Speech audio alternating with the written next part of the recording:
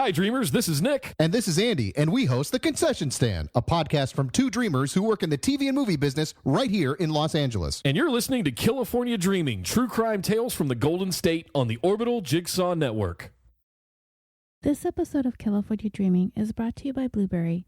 Blubrry offers the best media hosting, accurate listening stats, their all-new PowerPress Deluxe sites, a no-setup WordPress website for your podcast, and it comes with all of the necessary links to share your show with the world built right in. Head over to www.orbitaljigsaw.com/dream to sign up for media hosting, a PowerPress Deluxe site, get that podcast you've been dreaming about started, and get your first month for free. That's right, I said free. That's www.orbitaljigsaw.com/dream. And before we get started, I must warn you that today's episode contains content involving drug addiction and drug overdosing and may be disturbing to those sensitive to topics such as these and may not be suitable for some listeners. Listener discretion is advised. Also, this is a very special episode and it is going to run a little bit long, so I hope you will bear with me. There's lots to talk about today. Let's get started. Well, dreamers, here we have arrived at the big 4-0, the 40th episode of California Dreaming. With the spattering of bonus content, as well as all the extra stuff I have on Patreon, we have built up quite an amazing catalog of stories, haven't we? And speaking of Patreon, I do have several new supporters that have jumped in at a variety of tiers, and every single one of your donations is appreciated beyond words. I have been told that I should perhaps consider making bonus episodes exclusive to specific tiers, but I'm not quite ready to do that yet. I always promised that I wanted to share the extra content with anyone who was so kind as to take the time to click on over to Patreon and pledge support, and I don't want to take that away. I want to share every story with everyone, and I've made it a point to make sure that putting together a Patreon bonus doesn't take away from the weekly show that I have for you. I know of at least one show that creates 3 regular shows a month and then takes a week off to create a Patreon bonus, but I don't want to do that either. It's not easy to record a bonus while keeping up with the regular show each week without interruption, but I've been able to manage it thus far. However, this week, I did have one patron make a sizable contribution to the show, and if you're listening, thank you. So for that, I am going to try and make an additional Patreon episode for those who contribute at the $10 level and above. I did ask the highest level contributor to pick the story, but if she doesn't, I'll go down the list at the highest levels and see if any of you have any stories that you'd like to hear. I'll be reaching out to you in the next couple of weeks or so to see if we can figure something out. And again, thank you all for your continued support. So, as you were able to deduce from the title of this episode that it takes place in Las Vegas, Nevada, there is a California connection to one of the main characters of this wild story, but it is indeed a Vegas story through and through. And the reason you and I are going to Vegas this weekend is because I'm dedicating this particular episode to the Mister, who is the one that helps me get the finishing touches done with each episode of California Dreaming. As today, as I'm recording this, it's his birthday. So, happy birthday and thank you for all of your help. He hails from Las Vegas, and he moved out here to California, I guess almost a decade ago now, and I know he misses his hometown. Fortunately, you know that if you're from Southern California, that Las Vegas is definitely an easy weekend road trip destination, being only 275 miles or 442 kilometers away, a 4-hour drive if you're lucky to avoid traffic. So he's still able to visit his family pretty regularly because it's just not that far. And what comes to mind when you think of Las Vegas? How many of you have had the opportunity to visit? Probably lots of you. We here in my house, we're not big gamblers, but we'll sit down at the slots every now and then. We like to visit the different hotels and try the different restaurants, go shopping. We spend time off the strip and visit other casinos around town. Those tend to not be as busy and crowded. And the off-the-strip casinos often have bowling alleys and movie theaters and plenty of dining options. Sometimes we'll venture into downtown Las Vegas, maybe visit the Fremont Street Experience. And that, dreamers, is what today's episode is centered around. One of those classic downtown Las Vegas gambling halls on Fremont Street. I remember seeing that place when I was a kid, walking by with a big opening right on the sidewalk outside of Binion's Horseshoe. And just inside was a glass display with $1 million in $10,000 bills. And I just stare at the thing, thinking that those bills weren't even real. Little did I know at the time, and in the years to come, what sorts of things were going on with the Binion family behind closed doors. The saga of the Binion family is a story that has a life of its own, and I might just have to tell you that tale in a separate episode because it is fascinating. But for now, this story is going to focus on one member of the legendary Binion family. In today's episode of California Dreaming, the tale of what happens in Vegas. There's an art gallery in Laguna Beach, California, called the Coast Gallery. I haven't been there. It's about 30 miles or 48 kilometers away from where I'm at right now. And that's the fancy side of Orange County, so I don't frequently venture down that way. And you probably wouldn't find me in an art gallery. So I was looking at the gallery website, and I wasn't exactly visiting this website by chance. I was directed there by a news article I was reading related to today's story. I was clicking around the site, and I came to a page that lists the gallery's featured artists: Michael Parks, Todd White, Nano Lopez, Maya Eventov, Giuseppe Botti, Jürgen Gorg, and Sandy Murphy. Okay, so does the name Sandy Murphy sound familiar to any of you? It might, because it was a story that dominated the headlines in Las Vegas for years.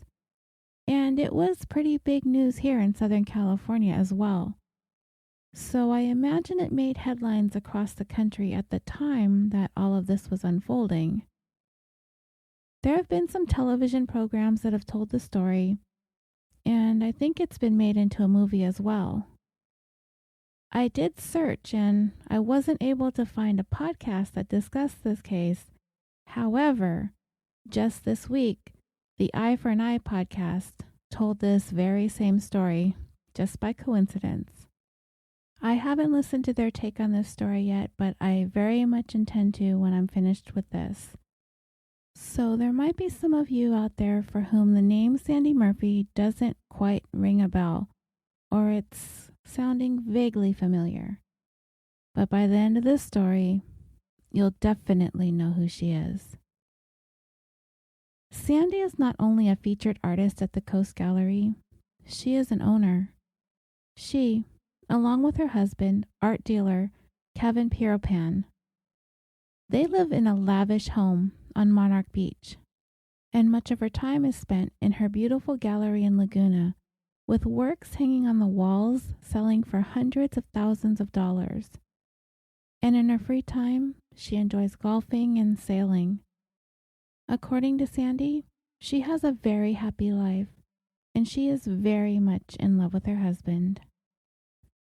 And if you were to encounter Sandy Murphy today, you'd probably never guess that almost 18 years ago, at the age of 28, she was in the process of being convicted of murder, burglary, and larceny, and was sentenced to 22 years to life. How is it that Sandy, made her way from serving a life sentence at the Florence McClure Women's Correctional Facility in Las Vegas to enjoying the good life, owning and showing art in an exquisite gallery in one of the most expensive communities in Orange County. I will tell you how she went from convict to art connoisseur. But first, I'm going to take you through the sordid tale of how she ended up convicted of murder in the first place. Sandy grew up not far from where I am right now, in a bedroom community a few miles north of here, Downey, California. It's an odd city because it's surrounded by many working-class neighborhoods, but peppered throughout the city itself are not only your average single-family homes, but also these amazing luxury homes and mansions.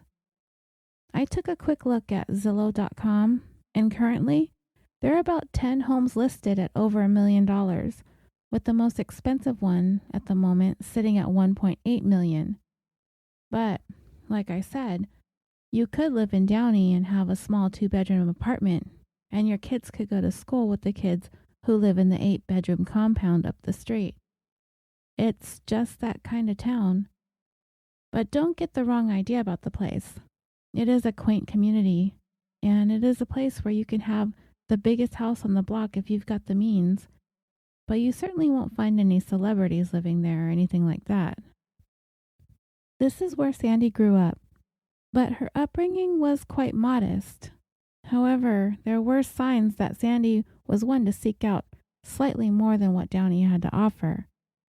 Her dad was a repo guy, and her mom, a stay-at-home mom. Sandy would describe her parents as the epitome of what good parents should be, stating in a 2010 interview with an Orange County periodical, "My mom was home every day after school. She was always involving me in extracurricular activities. She was on the PTA, and my dad went to work every day. Everything was about family." As a child, Sandy participated in dance classes and gymnastics. She played softball, volleyball, basketball, ran track, and in middle school she'd been named Athlete of the Year. In high school she was on the swim team and was elected to student council. According to Sandy, she maintained good grades all the way up until her senior year. Something changed that year. Something shifted in her. Sandy always had an affinity for the nicer side of Southern California. She loved the beaches, especially the ones in Orange County. And you know, the further south you head down the Pacific Coast Highway, the nicer the sand gets. The South County beach communities drew her in, and she spent much of her time surfing and sunbathing on the coast of California's most beautiful beaches. She wasn't interested in keeping up at the same pace that she had been all those years. Her priorities turned from academia and athletics to money and men. She never graduated from high school, opting to drop out to pursue a new life for herself. The first inkling that Sandy had a proclivity for older, wealthy men happened to be one of those reasons why she dropped out of high school. Richard, a man 10 years her senior, who worked and lived exactly where Sandy wanted to be, Huntington Beach, California. Now, this is no Laguna Beach, but it's definitely a step up from Downey if you not only must live near the beach, but be completely immersed in a community of people who are all about being in an oceanside community. Sandy obtained a small cash loan from her parents, moved in with Richard, and together they began their own business called Alltech Mobile Security, a company that sold aftermarket items for dealers. So instead of attending school her senior year, Sandy was spending her days working at the business, earning money. And for a 17-year-old, Sandy was making a lot of money for herself. She was reportedly with Richard for several years, running this business together, living the good life, keeping a good home in Huntington Beach, all the while working 10 or 12-hour days trying to keep it all up. And during this time, Sandy did have a couple of minor run-ins with the law, including a DUI conviction. But other than that, all was well in the life and times of Sandy Murphy. That is, until she turned 21. And when you're from Southern California and you turn 21, it's not uncommon to want to make that 4-hour drive into Sin City. And that is exactly what Sandy and one of her girlfriends did one night more than 23 years ago in February of 1995. This would be their first vacation without their parents. And soon this jaunt to Vegas would turn into one of the most sensational scandals Las Vegas residents had ever seen. With anywhere from $10,000 to $15,000 with her, I read reports of both amounts of money, but basically Sandy's life savings. She and her friends set their sights on hoping to win big at blackjack. And of all of the casinos in Vegas, Sandy and her companion settled on Caesar's Palace. After 1 hour at the blackjack table, they were broke. Yep, flat broke. I don't know what their situation was or if they had a room paid for or what, but apparently they had no means to get back to Southern California. How is that possible? I don't know. I can only guess that these two really didn't think things through. I'm trying not to be mean or judgy about it, but it's like really hard for me at this moment. This is a story where, because of the nature of it, I'm wanting to hold back my judginess about everyone involved, at least here in the beginning. But yeah, $15,000 all gone at the blackjack table in an hour. Do you know how much fun I could have in Vegas with that kind of money? And this was back in 1995. I'd be at the buffets and the restaurants and the shows. I'd go see Cirque du Soleil or the Blue Man Group or Britney Spears. I'd take that helicopter ride to the Grand Canyon. Anything but sit at a blackjack table for an hour with nothing to show for it but some free cocktails and disappointment. Maybe a dinner voucher if I'm lucky. But that's just me. So what do you do when you're 21 and you lose your ass in Vegas? Well, if you said call your parents, then you'd be thinking like me. But then again, this wouldn't have happened to me. But just for argument's sake, I'd probably have a credit card to fall back on, or I'd have to call my parents. But what Sandy and her friend decide to do remains in question to this day. According to Sandy, the friend she was traveling with designed and made custom lingerie. Her friend suggested that they try and find some of the most popular strip clubs in Las Vegas and attempt to sell some of the pieces that she brought with her. So they made their way over to a club called Cheetah's. And while selling these pieces of lingerie, Sandy met a man who she'd later come to find was Ted Binion, of Binion's Horseshoe fame. I will give you some background information about the Binion family history in Vegas in a little bit. But Sandy's story has been disputed by numerous reports that she was actually trying to earn quick and easy money by dancing topless at Cheetah's, and that's how she actually met Ted. Sandy denies dancing topless, insisting that she was there trying to sell lingerie to the ladies working there. Whatever the truth is, only Sandy knows. And what you're going to choose to believe is up to you listening, and how much credibility you decide that you're going to give Sandy. And whichever scenario took place that fateful day, one thing is certain, it was a chance encounter, a kind of a collision of worlds that would change both of their lives in countless ways. So who was Ted Binion?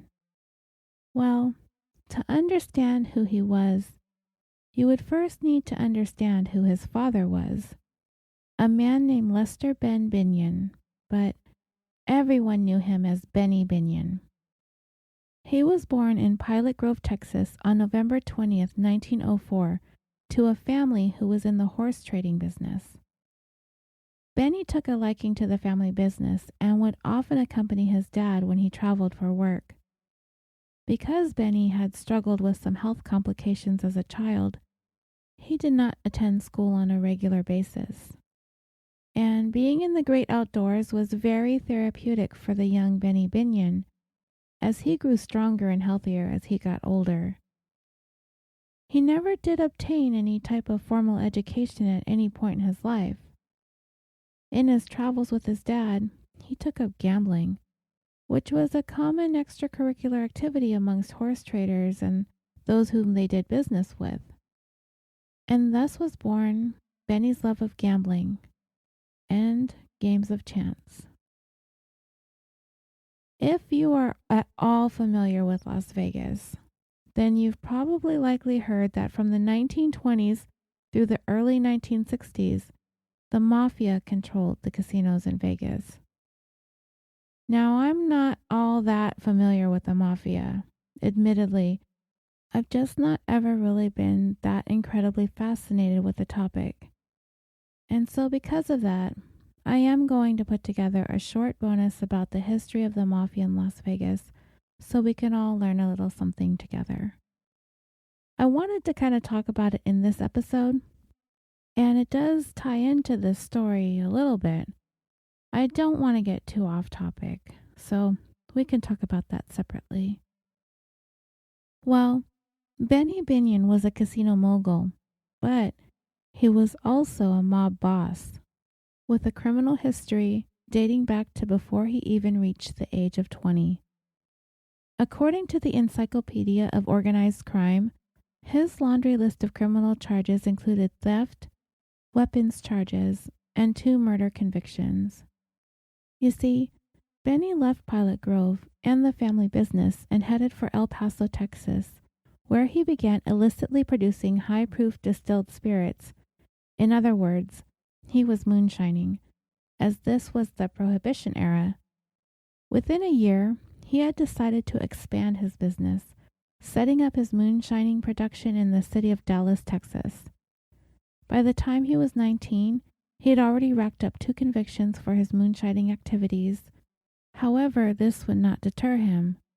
In order to have somewhat of a front for his illicit spirit making, he began to run a numbers game in 1928, which was still illegal but earned him way more money than the moonshine ever did.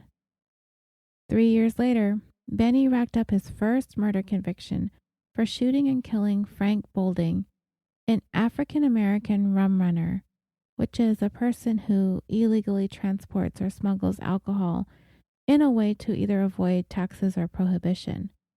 In this case, prohibition. Benny was said to have shot Frank Bolden, quote, cowboy style, unquote. I didn't exactly know what that meant, like maybe a quick draw or something. I will try and ask around to see if I can get an answer. Okay, I'm back.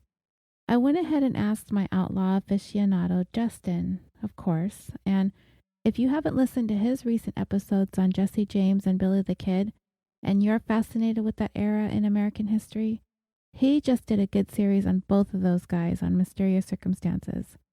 Well, he said cowboy style is something like a quick draw, pulling your gun from your hip holster and firing, which was kind of what I was picturing, like what you would see depicted in movies. So this is what Benny was said to have done to this man. And for this killing, he was only given a 2-year suspended sentence. Can you believe that was all Frank Bolding's life was worth? And this was only 87 years ago. Killing a man didn't even land you in jail. Crazy. So, by 1936, despite being a convicted killer, Benny carried on, eventually putting together his own private network of dice games at a variety of hotels in the city of Dallas. Mind you, all of this was illegal, right? So what's a guy running illegal gaming operations throughout the city to do in order to keep the authorities at bay? You get some powerful politicians in your pocket. So by the end of 1936, Benny basically controlled nearly the entire gambling network in the city of Dallas. And he accomplished this not only by lining the pockets of local politicians, but also eliminating anyone who he viewed as competition. One of Benny's victims, a man named Ben Frieden, was killed by him and an accomplice, but they managed to once again sidestep doing any serious jail time. Benny actually shot himself in the shoulder and claimed self-defense, and it worked. The murder charges against him were dropped. In 1938, Benny allegedly killed another competitor named Sam Murray, but this time, authorities didn't even bother charging him. By the 1940s, Binion was the mob boss in Dallas, so he decided it was time to expand in taking over the gambling networks in nearby Fort Worth, Texas. And what do you know? The mob boss of Fort Worth, a man by the name of Louis Tyndall, turned up dead. Binion wasn't going to be able to hang on to control over Dallas forever, as after the end of World War II, the Chicago outfit, an organized crime syndicate in that city, made their way into Binion's territory and made a successful takeover. On top of that, when a new sheriff was elected in 1946, Binion's political backing was eliminated. So he packed up his family and headed west to Las Vegas. After arriving in Vegas, Binion began running into some real legal troubles, namely tax evasion. This cost him his gambling license in 1951, and he was subsequently sentenced to 5 years at Leavenworth Federal Penitentiary in 1953. Through a few changes of leadership, one of his sons, Jack, became the holder of the gambling license, and Benny was banned for life. He instead became the director of public relations. In all, Benny and his wife, Teddy Jane, had 5 children, 2 sons, Jack and Ted, and 3 daughters, Barbara, Brenda, and Becky. There is so much more to talk about when it comes to Benny Binion, and I would love to get into all of that. But here I go again getting sidetracked, as some of this stuff is so fascinating, right? Well, today, and by we, I mean you and me, because when I get sidetracked, you get sidetracked too, right? Right. So today, we are going to focus on one Binion, Ted. So back to that faithful meeting at Cheetah's that night. Sandy is said to have danced for Ted. She says she was selling lingerie with her friend. Sandy has also admitted that the club security allowed her and her friend to sell the items at the club if they would be willing to model the items, to which she agreed. So like I said, you choose who and what you want to believe. But the fact is, their paths did cross that night. What Sandy claims to not have known is the man who'd become smitten with her was worth upwards of $70 million. She'd literally hit the jackpot. Sandy's always maintained that she did not know who Ted Binion was. She didn't know who Benny Binion was. She had no idea of the storied and legendary history of Binion's Horseshoe. That I tend to believe. Ted is in the place appearing to be pretty unassuming, and by all accounts, appeared to just be the average-looking guy. He wore jeans and cowboy boots. He drove a pickup truck. There really wasn't any way she could have known, really. And from that night, Sandy never really left Vegas, or Ted. He reportedly pursued a relationship with her. At the time, he was pushing 52, and she, 23. Before she knew it, she was soon living in his mansion, just a couple miles off of Las Vegas Boulevard. Sandy herself would tell you, it wasn't love at first sight for her, describing that it took some months for her to come to the realization that she did love Ted.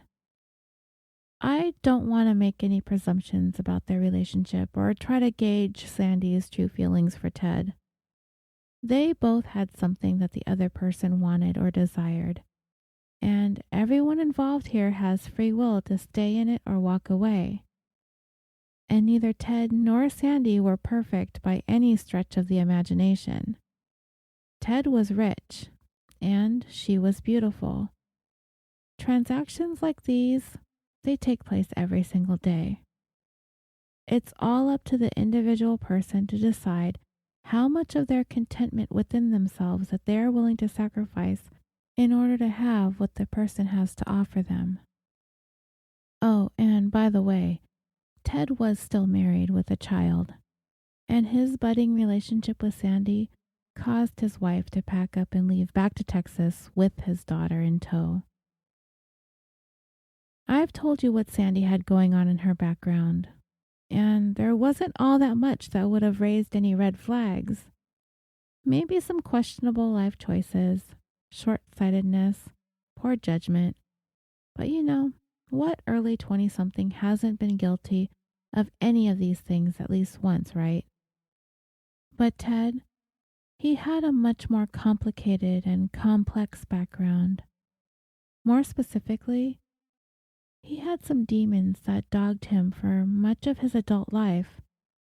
And it is imperative to know the details of Ted's life, as to know where he'd been is key to understanding where he would eventually end up. Let's start from the beginning. Ted was born November 28, 1943 in Dallas, Texas. He spent his early life working on the family cattle ranch alongside the ranch hands, all the way up until the time Benny was out of the federal penitentiary, having been able to regain control of his Horseshoe Casino. But remember I mentioned earlier that Benny had been banned for life from being able to hold a gambling license because of his affiliation with organized crime. So he had turned over the daily operations of the Horseshoe to his sons. Jack, who was only 23 years old at the time, became president, and Ted, 21 years old, became the casino manager. And so, for nearly 3 decades, Ted was the face of Binion's Horseshoe, as he embraced his role as a casino manager. He enjoyed mingling with the crowds during peak hours, and he would become most well known for hosting the Horseshoe's World Series of Poker tournaments. He was living the life, and he loved everything that came along with it. The partying, the rubbing elbows with VIPs and celebrity guests, and he always enjoyed the company of beautiful women. Along with all of the glitz and glamour and good times, there was something else that took hold of Ted's life along the way. Something that would ultimately topple him from the place that he had solidified for himself as part of the upper echelon of classic Las Vegas casino moguls. A long-standing addiction to heroin. And you know, as I'm sitting here thinking about this and writing about this, I'm not even so sure like you could describe his relationship with heroin as an addiction, because I searched and searched to see what, if any, kinds of treatment or help Ted may have sought to get himself off of drugs, and there just didn't seem to be any significant attempt or desire to do so. So I ask, if you're frequently and openly using heroin or any kind of drug, and have no desire to want to try and stop, is that an addiction? Perhaps, maybe because there is that physical desire to keep having the drug. But I always kind of felt like true addiction set in when you wanted to stop and couldn't. I didn't get the sense that Ted ever cared if he stopped or not. There may have been. His family may have tried to implement some intervention strategies, and if they had, it was apparently all in vain. You see, Ted was one of those unique situations where there weren't going to be consequences of his behavior that he would try to avoid by quitting his heroin habit, because the consequences ultimately didn't faze Ted. He wasn't like everyone else, the regular old working stiff.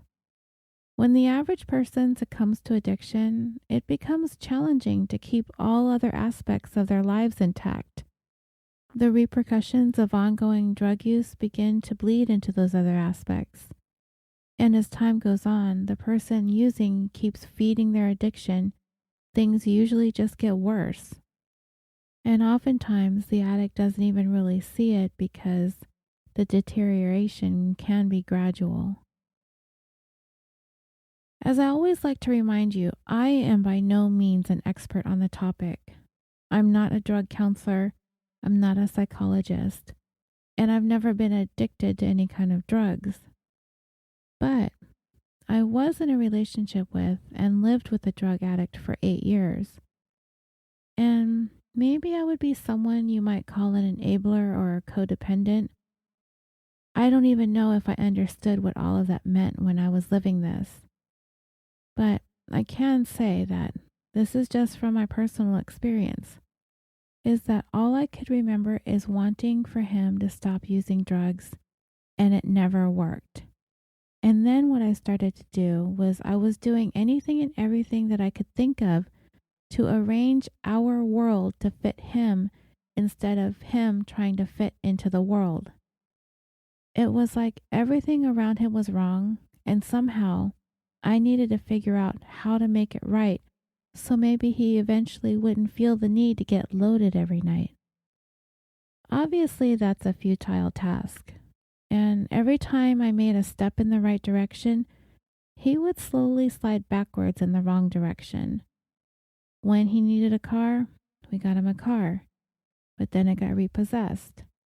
When he needed a job, I helped him find job after job after job. And time again, he'd quit, or he'd walk out, or he'd just never show up again. So we took everything that I had with help from my parents and got him started into his own business. And it was a business that he would slowly run into the ground. And we'd fight, like physical fights. And I'd always be on the losing end every time. Always over drugs, always over money, over the things that he sold to his dealers that belonged to me. It's still hard for me to believe that I actually was in that place, because this was something that had never happened to me before or since. Stopping him from leaving the house was impossible. He'd storm out on me countless times, disappearing for days, only to come home with a broken record of apologies and promises. And it was just this never-ending cycle until one day when he took it upon himself to steal the last $10 I had to my name out of my wallet. Money that I needed to get gas to get to work for the remainder of the week. And by this time, we had a 4-year-old daughter. It was then that I'd had enough. I moved out a month later and I never looked back. Doesn't that sound so stupid? Of all the years of drugs and fighting and physical, mental, and emotional abuse, it all came down to $10 for me to finally move out. So, what's my point? Well, when I think of the 3 years or so that Sandy was in this relationship with Ted, I can easily see how difficult it was living with an addict. And because sometimes I am criticized for my flippant attitude about some heavy topics, this is actually one that I did live through. I didn't have $70 million keeping me there, but we did have a kid together. So I share this personal anecdote because there's some part of me that when Sandy describes living with Ted, someone who has access to unlimited resources to purchase and use heroin anytime he pleased, as being fraught with difficulties and fighting, even reports of domestic violence, I believe those accounts to be truthful. It was no secret that Ted consistently used heroin for nearly the entirety of his adult life. In 1986, Ted was arrested on charges of drug trafficking, and I'm not exactly sure what he was accused of doing, But it was my first inclination to think of trafficking as the importation and transportation of illegal drugs with the intent to distribute. But I believe it's also possible that if Ted was picked up with a large enough amount of heroin that he'd purchased for himself, that it was enough of an amount of the drug in order for him to be charged with trafficking as opposed to a simple possession charge, as the trafficking charges may very well have landed him in more hot water. But I did not read anywhere that Ted had any involvement in the transportation or distribution of heroin, although he may have, because upon his arrest, it came to the surface that Ted had some ties himself to organized crime still in the 80s, namely his association with a man named Herbie Blitzstein. And this put Ted on the radar with the Nevada Gaming Board. I'll get back to that in a minute. Let's talk about this Herbie Blitzstein person. So, Blitzstein was a lieutenant in the Chicago outfit that infiltrated Las Vegas, having started in the late 50s in Chicago as a loan shark, racketeer, and bookmaker. He came to Vegas after a racketeering conviction in Chicago and worked as a strong arm for boss Tony Spolatro, working out of a jewelry and electronics store called the Gold Rush, located just off the Vegas Strip. Of course, the jewelry business was a front for their aptly named Hole-in-the-Wall Gang. They were named as such because it was their MO to rob establishments by drilling holes through the exterior ceilings and walls, gaining entry in that manner, snatching up as much as they could, and quickly making off with the loot. Blitzstein worked as a fence for the ill-gotten items. In 1967, he ordered the hit of one of his own associates who was refusing to pay a street tax he was owed, but he was never charged. Later on, he was indicted on federal racketeering charges, but those were subsequently dropped due to lack of evidence. He was eventually convicted of being in charge of an illegal gambling operation. He would not be convicted of anything until 1987 when federal charges of credit card fraud, conspiracy, and receiving stolen property finally stuck. He was sentenced to 8 years. He was incarcerated in California for that conviction. On December 10, 1991, he was inducted into the Nevada Gaming Control Board's Black Book. Okay, so the Black Book is probably self-explanatory, but it's actually quite the interesting list, so I wanted to tell you a little bit more about it quickly. According to an article in the Las Vegas Journal-Review, it's a running list of people who are banned from entering any gaming establishment throughout the entire state of Nevada. Not a one. It is a very select group of people on the list, and if you make it onto it, death is your only way off of it. I took a look at this website with its list. There are 31 people currently on it. The list was started in 1960 with its first 11 inductees.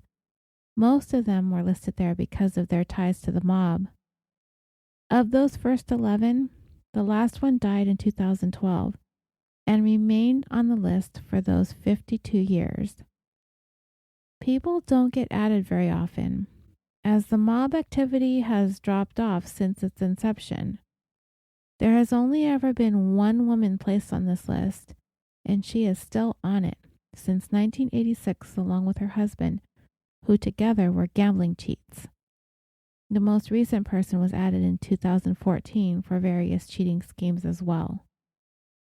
So Blitzstein found his way onto this exclusive list of ne'er-do-wells, but he was unceremoniously removed from it on January 5th, 1997, when he was murdered execution style in his own Las Vegas home by other mobsters who were interested in gaining control over his street activities, things including prostitution, insurance fraud, and his loan sharking business. There were 7 people arrested for the hit on Blitzstein. 4 pled out to lesser charges, 1 died before going to jail, and the 2 who went to trial, they were acquitted. So, back to Ted. He had been provisionally banned from maintaining his position as casino manager at his family's Horseshoe Gambling Hall. He was required to submit to regularly scheduled drug tests after his arrest on the trafficking charges. This ban included the provision that he was not allowed to set foot onto the Horseshoe property. But even this wasn't enough to keep Ted away from the lure of heroin. Remember earlier I mentioned there not being enough consequences to get Ted to stop? He attempted to circumvent the testing, even going so far as to shaving off all of his hair, if tested, would illustrate his history of drug use. Because he continually failed drug test after drug test, in May of 1997, Ted's gaming license was suspended by the Nevada Gaming Commission for being in violation of the no drug agreement. And then, a little less than a year later, in March of 1998, it came to the attention of the Gaming Commission that Ted had once had a strong association with Blitzstein, and in response to that, coupled with his repeated drug violations, the commission unanimously voted to permanently revoke Ted's gaming license, just like they had done to his dad so many years earlier after his federal tax evasion conviction. Ted Binion was never going to be able to set foot in his own casino for the remainder of his days. He could never be associated with his own family's business ever again. Ted became the very first person to have his gambling license revoked for being in violation of a state regulation that prohibits license holders from associating with known criminals. The lifetime ban from his own casino marked a turning point in life for Ted. It was devastating for him to no longer be a part of his family's legacy, the Horseshoe. And what's worse, the whole town knew it. In a television interview, Wayne Newton, one of the most well-known entertainers in Las Vegas, said of Ted's life ban, quote, "You couldn't have done anything possibly short of killing a child or molesting a nun that would have carried the frowns and the uh-ohs," unquote. Ted was no longer the face of the world-famous Horseshoe, and he struggled with it. The consequences finally got to him, but the damage was done. The ban was irrevocable. So then, if there'd ever been a reason or a motive to try and kick the heroin addiction, it was certainly gone now. His marriage wasn't enough to stop him. His daughter wasn't enough. Sandy wasn't enough. Not even the threat of losing everything that he loved in the Horseshoe Gaming Hall wasn't enough to get between him and his heroin. I've heard this said before, and only of this drug specifically, that the love for heroin is far greater than the love for anything else in the world for someone who's using it. I tend to believe that, from what I've seen, that this is indeed true. And then Ted began to spiral. His heroin use increased exponentially, and his relationship with Sandy, if it already hadn't been strained, really started to crumble. I think she began to see the high life that she'd been living, all the perks of having a multi-millionaire casino mogul as a boyfriend, was slowly slipping away from her. She herself would describe him going through a complete degradation of the person she had come to know and love. To her, he felt like a stranger, but she tried to stick it out. And this is if you truly believe that her love for Ted was genuine, which is up to you listening to decide. She says that she loved him, and leaving wasn't going to be an option for her. He was struggling, and according to her, she couldn't just walk away. Ted had become increasingly more isolated, wallowing in his own self-pity, numbing his pain with heroin. He fought with Sandy on the regular, often being physically abusive towards her, and friends of the couple have corroborated this, having seen injuries on Sandy. This went on for months following Ted's ban from the Horseshoe. And then there was another chance meeting one day, at a urinal of all places. Ted met a man who would eventually come to fuel Ted's spiral.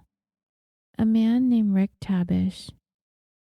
He was a smooth talker, and somehow a conversation sparked between the men after having peed together, I guess. I don't know very much about urinal etiquette, so naturally I asked my husband about this, and what he said is you don't choose a urinal right next to someone else if there's an open one a couple of urinals over.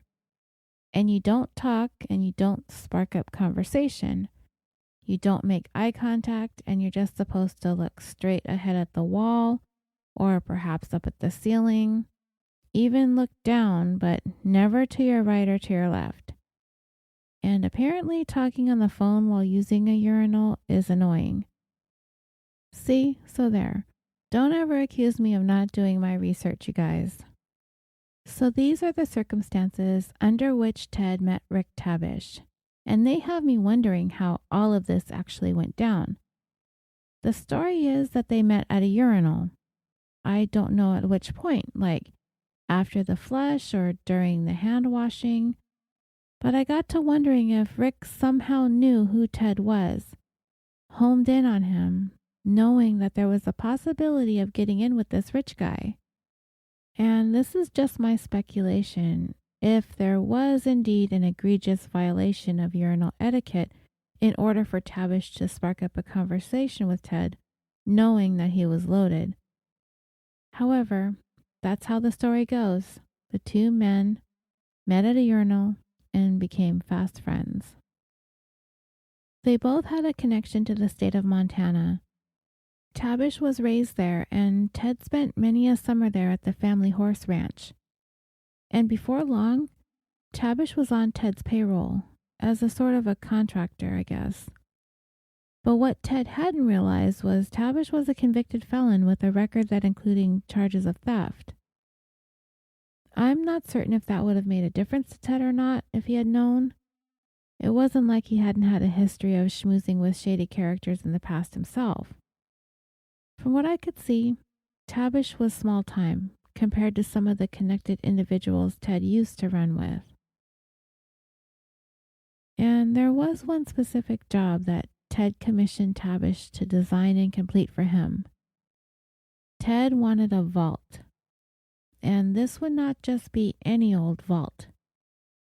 This was going to be a secure underground storage vault Ted wanted built on a plot of land he owned in a small town along the 15 freeway as you're headed west out of Vegas towards California called Pahrump, Nevada.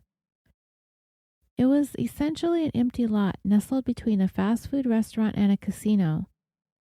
And the reason he needed this vault was because Ted was a collector of sorts.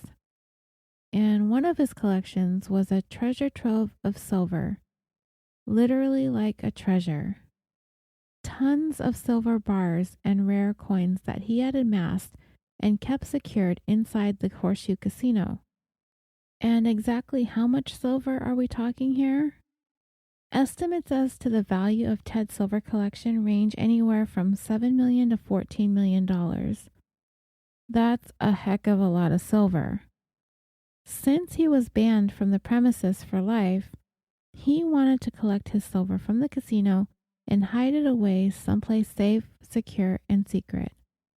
So Tabish, Ted's trusted friend and contractor, built this vault for him.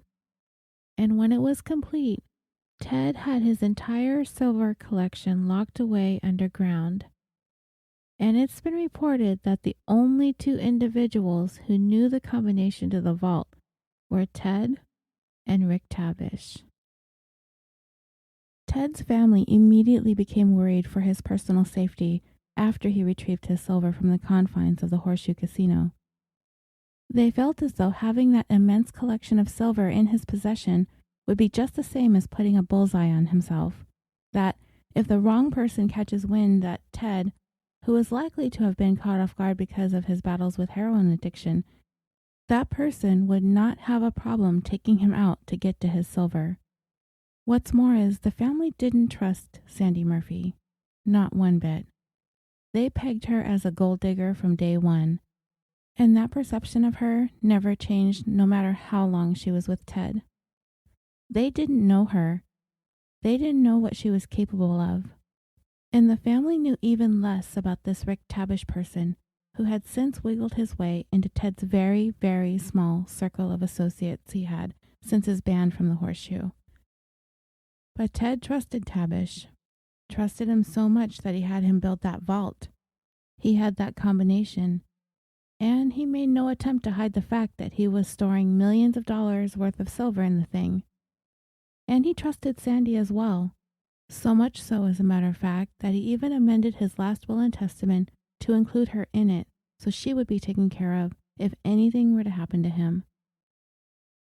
So, listeners, if you are beginning to sense that something about this is giving you the bad feels, you're very perceptive.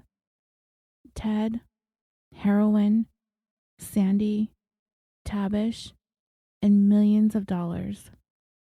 Sounds like a perfect storm. Something shady is looming.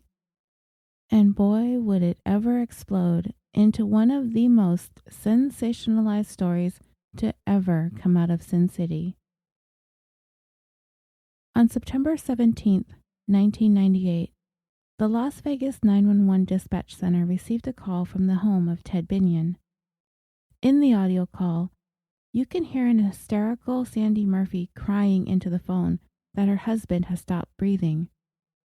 When the operator attempts to get more information from her, Sandy had apparently abruptly hung up the phone. The operator attempted to call the number back, but no one picked up. Now I wondered about this business of hanging up the phone on the 911 operator. Many of us had called 911 in the past. It isn't something any of us really do on a regular basis, and usually it's because we are experiencing one of the worst moments in our lives when we have to make that call. I've called 911 a couple of times, once for my mom and once for my dad. And it's a very scary moment to be in. You are in this place where you're attempting to reach out to a stranger on the phone who is hopefully going to send you some help in time to save the life of your loved one, right? This is going to be your only hope in that moment. And that's your lifeline. That's the person who is determining the fate of the person in distress. And I know when I've been that caller, I'm scared and I'm nervous. I'm trying to make sure I collect myself and my thoughts enough to give exactly the right information so they know everything that they need to know in order to get where I want them to be as quickly as possible. I am definitely not cool under pressure, but I'm not going to be in hysterics either. What I am certain of is the last thing that I want to be is disconnected from the people who are sending help. And everyone basically knows that 911 insists that you stay on the line. We've all heard our fair share of 911 calls. We've listened to callers screaming and crying in panic, sometimes to the point of sounding disingenuous. We've heard them sound stoic, disconnected, or unusually calm under rather dire circumstances. But we also know that no matter what, the 911 operator always works towards keeping the caller calm, trying to understand everything the caller is relaying to them, asking the important questions so they can pass along as much as they can to the first responders, and they always tell them to stay on the line. They'll even tell the caller to put the phone down, but not to hang up if the caller needs to free up their hands to perform CPR. Do you guys remember seeing cases where callers have hung up on 911 and they keep hanging up after asking for help? I can't think of which story specifically I've heard this happen in, but I know I've seen it before. And every time it seems like the caller hangs up because they are complicit in causing the emergency for which they are calling. They have to make the call because it has to be done, but then they hang up. And then at the end of the story, they're actually found guilty of the crime for which they placed that call for in the first place. And more often than not, the circumstances surrounding that call often points to their complicity in the crime. And we ourselves jump to the conclusions that they hung up to avoid sounding fake or phony or slipping up because they're in the process of attempting to cover up a serious crime. And now that I think about it, I do believe that it was Patsy Ramsey, mother of Jean-Benet Ramsey, is one who famously hung up on 911 after making the frantic call, without even giving the operator the name of her child.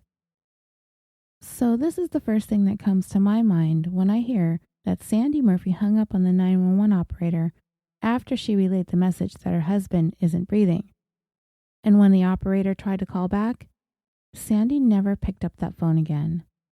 She never gave them her name or Ted's name, nor did she provide an address or a location to help assist emergency services to be dispatched in a timely manner. All she did was cry hysterically into the phone that her husband wasn't breathing and hung up immediately. Why?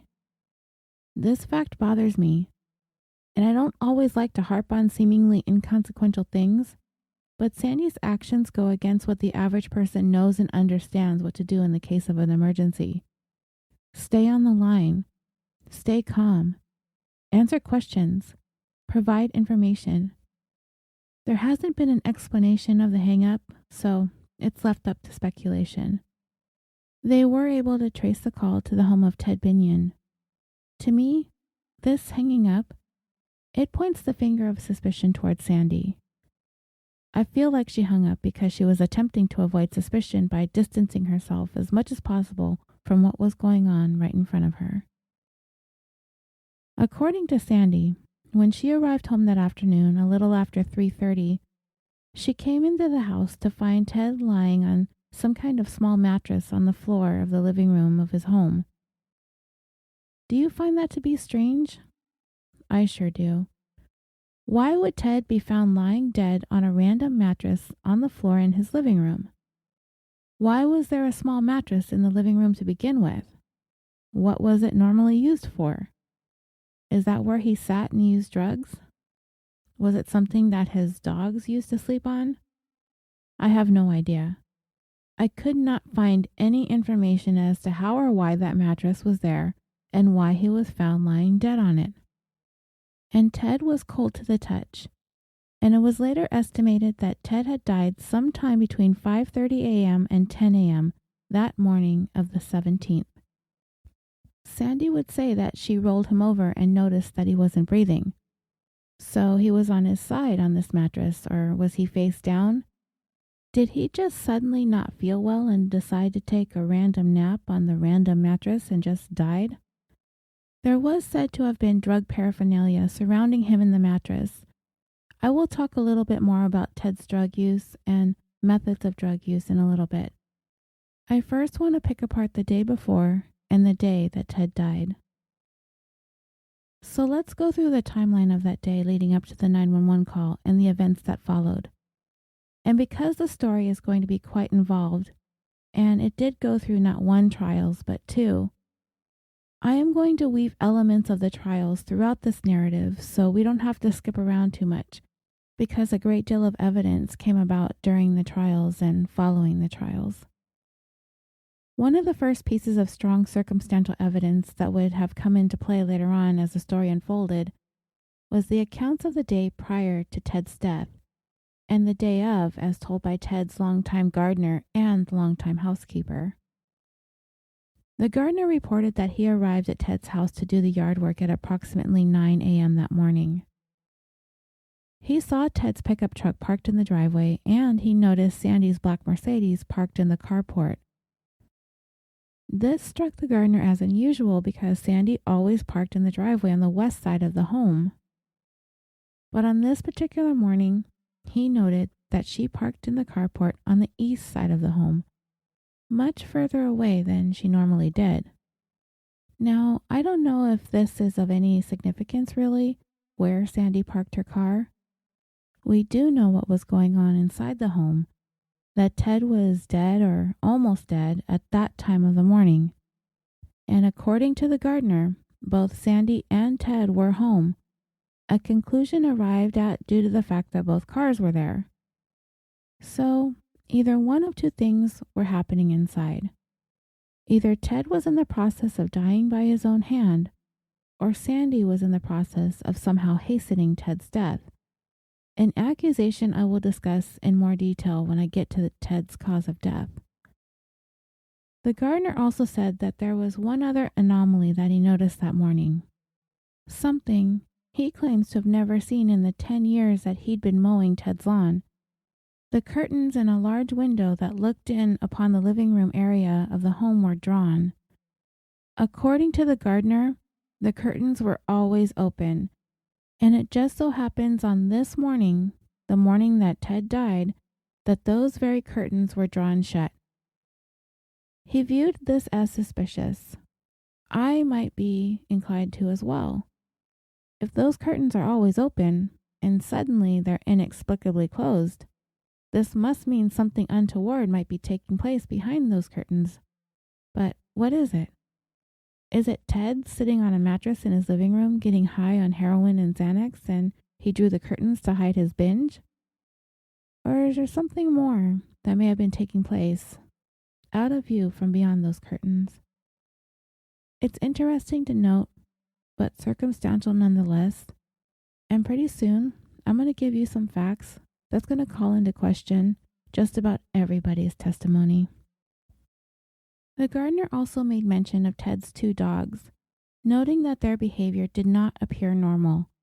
He said their heads were down and they were in the backyard scratching with their paws at the French doors that led from the yard into the kitchen. This bit of information doesn't mean much to me either. I mean, what is their normal behavior?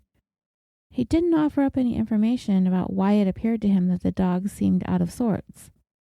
Are they normally allowed free access in and out of the house, and they were abnormally locked outside for this extended period of time?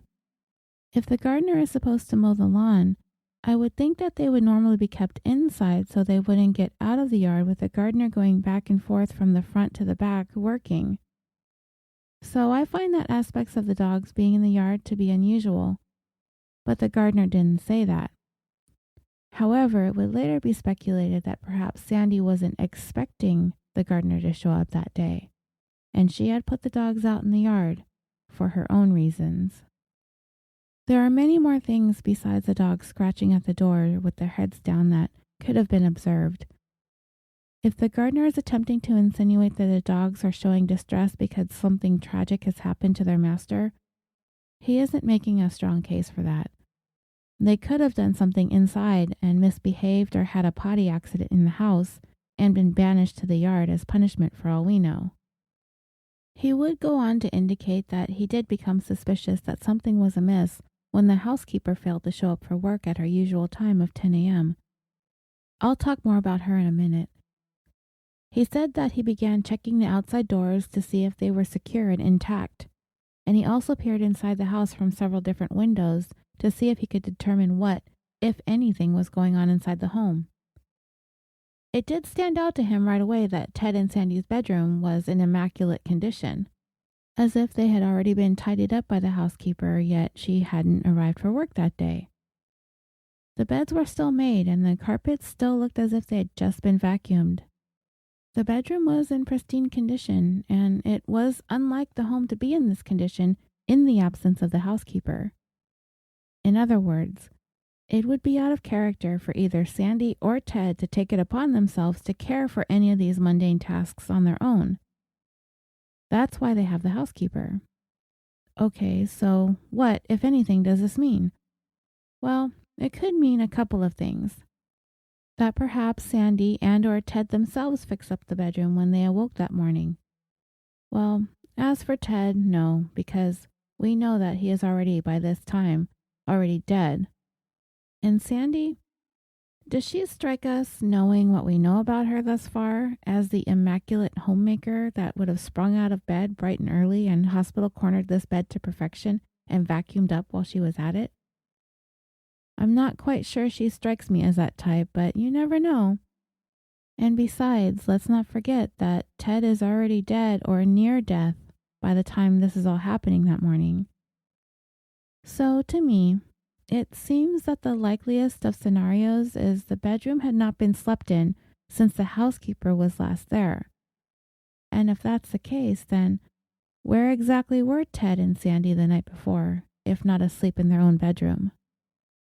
I don't know if we could ever answer that question. And what about this housekeeper? Where was she the morning of the 17th when she was supposed to have been at work at 10 a.m. taking care of the Binion home? Did she decide to just blow off work and call out, all by sheer coincidence on the very same day that Ted would be found dead? What are the chances, right? The dutiful housekeeper happens to not show up for work the very day that Ted dies on the living room floor. She was one of the very last people to have ever seen Ted alive. The day before, as a matter of fact, when she left that untouched bedroom in immaculate condition that it was still in the following day. But it wasn't happenstance that she didn't show up for work. She would go on to report that it was Sandy Murphy that called her that day to tell her not to come in, that Ted had been on a drug binge and wasn't feeling well. But the day before, something else had taken place. Something that the housekeeper was an apparent witness to. She said that the day before, Rick Tabish and Sandy Murphy were both there at the home with Ted. She saw Ted give Tabish a stack of $100 bills at least 6 inches thick. She surmised that this was for some work that Tabish had completed for Ted. At some point, not too long after she witnessed this exchange of money, Sandy told her to go ahead and leave early for the day, despite the fact that she had not finished her work yet. The housekeeper said that Sandy told her that she didn't trust her anymore. Other than that, it seems Sandy didn't elaborate any further. And so, the housekeeper gathered her things and left for the day, last seeing Ted in the company of Tabish and Sandy. And within a half-day's time, Ted would be dead. And again, I tell you, you're going to come to find you will take this testimony with a grain of salt, based on some information that was uncovered after the trials.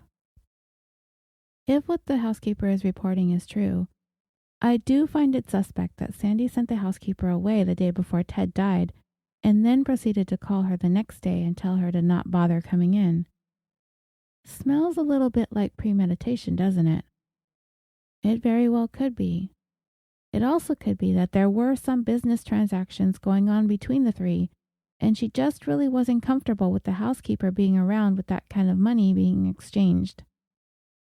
Or maybe Sandy really didn't trust the housekeeper anymore. Maybe something happened, and it was just another coincidence that this just happened to coincide with Ted's death. It's another interesting aspect of this case, yet still circumstantial. So the gardener sees some odd things around the house the morning of the 17th. The housekeeper is told not to bother coming into work that day as well. Ted, the day before he died, went over to his neighbor's house, a neighbor who happened to be a physician, and requested a prescription for 120 Xanax tablets, which had been confirmed that he went to go pick up himself. He also purchased 12 doses of black tar heroin that day as well. Remember, he got those things for himself. It would be a speculation on my part, but it seems like Ted was preparing for a binge. And this is where the gray area is. What happened to Ted between the time the housekeeper last saw him the day of the 16th, all the way up until the next afternoon, when Sandy's 911 call came into dispatch at 3:55 p.m. on the 17th? There would have been at least 24 hours that had passed, and it would be during that time that Ted's life would end. There is another big, huge question I have about this time period. Where were Sandy and Tabish during this time? Did they have an alibi? Meh. Kind of. I'll get to that. There is more that you need to know about these two, and what I'm going to tell you might just cause a shift in what you might be thinking about this story thus far. You see, Sandy and Tabish were actively engaged in a sexual relationship unbeknownst to Ted. Although it's been speculated that he began to suspect Sandy was, in fact, being unfaithful to him, if he knew it was his friend Tabish, I don't know. What I do know is the affair began in the summer of 1998, just months after the chance meeting at the urinal between Tabish and Ted, and just months before Ted wound up dead on the living room floor. Sandy would admit to having only one sexual liaison with Tabish during a trip the two took to Beverly Hills, California, but I don't believe that. I don't know, nor do I want to know all of the lurid details of their affair, but I do know that it was definitely a thing that was going on behind Ted's back. And it didn't take long after Tabish got to working for Ted either. Ted was a frequent and habitual heroin user, and I've already talked about how difficult it can be living with an addict. It can be painful and lonely, and sometimes when you're in a situation like that, you may turn to another person for comfort and support. I'm not saying that it's right, and I don't know how much Sandy truly loved Ted or how much Ted truly loved Sandy, but what I am fairly certain of is that Ted loved heroin more than he loved Sandy. He loved it more than his wife and daughter. He loved it more than the horseshoe. And he loved it more than himself. So Sandy turned to Tabish. She could have the cake and eat it too, right? There's Tabish, a younger, handsome guy, and that's debatable, by the way, yet a blue-collar contractor with a troubled background and financial troubles. And then there's Ted to bankroll the whole thing. It's a yucky thing to do, yeah. I don't like it. And I don't much like Sandy or Tabish because of it. But how far would they go to have it all for themselves? That remains to be seen. So Ted is discovered dead by Sandy herself a short time after 3:30 that afternoon of the 17th. Let's talk about some alibis. Because, let's face it, an alibi or lack thereof can make the difference between being cleared of any suspicion and getting charged with a very serious crime. So where were Sandy and Tabish that afternoon? Do they have an alibi for the day that Ted died? Well, maybe. A former attorney of Sandy and Tabish's would testify that he had lunch with the couple the afternoon Ted died. He was even able to produce a receipt from the restaurant he said that they ate at. He said that the couple appeared to be normal. Sandy was her usual self, as was Tabish. Nothing about their behavior or demeanor would indicate that they had just killed somebody. But when asked why, if he was having lunch with them that afternoon, did his phone records show that he was also calling Tabish's phone during that exact time he was supposedly sitting right there? He couldn't explain that. And that phone call was made at 3:09 that afternoon, 46 minutes before Sandy's 911 call. And as for not appearing as though they had just killed someone, it had been several hours since Ted had been dead. Who knows what these two were doing in the meantime? But I would not put it past anyone who is capable of murder, especially with the kinds of stakes that are on the line, millions and millions of dollars, that they would undoubtedly be able to have their game faces on. We've known people to be like this. You know, they're called sociopaths. And it wasn't like it was an all-out bloodied fight to the death with Ted. If anything, Ted may very well have likely had a hand in his own death too. So let's talk about how he died. Ted was found lying on his back on the floor of his home. He appeared to be lying face up with his head on a pillow. His arms were at his side and his legs were stretched out straight. He was fully clothed, and there was an empty bottle of Xanax and some aluminum foil next to him. And at first glance, it looked as though this was either a suicide by overdose or an accidental overdose. That was the 120 Xanax pills that he had picked up the day before. Ted had some markings on his chest and on his wrists. Lividity had set in on the right side and the back of his body. Rigor mortis was only in the jaw. Let's stop here and look at what all of this means. Those marks on Ted's chest would turn out to be one of the most highly contested pieces of physical evidence for years to come when this case went to trial. On Ted's chest, he had 3 small lesions. They looked to be no bigger than the size of maybe a dime. A couple of them were even smaller. They did not appear to have any kind of pattern. They were sort of in a small triangular formation, right at the center of his chest, around his sternum. They were round, but not perfectly round, and they all weren't the same size.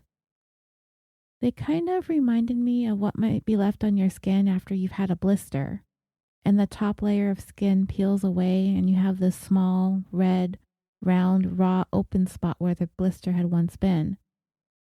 That's what they looked like to me when I saw the pictures. But an expert forensic pathologist, not even the medical examiner that conducted Ted's autopsy, would testify in the first trial that these marks looked like they were left by the buttons on the shirt Ted was wearing when he died. He said that it appeared that someone sat on Ted's upper torso in a forceful way, causing the buttons to leave those lesions on his skin. Wait, what? Buttons?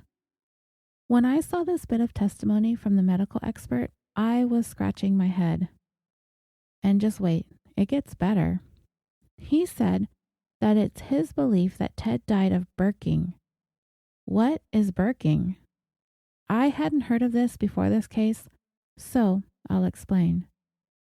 According to uslegal.com, burking is the act of murdering a person by smothering.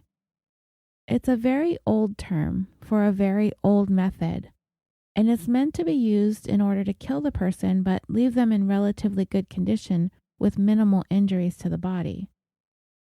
The term gets its name from the methods that Scottish murder team William Burke and William Heir used in the 19th century to kill their victims during what was known as the Westport murders.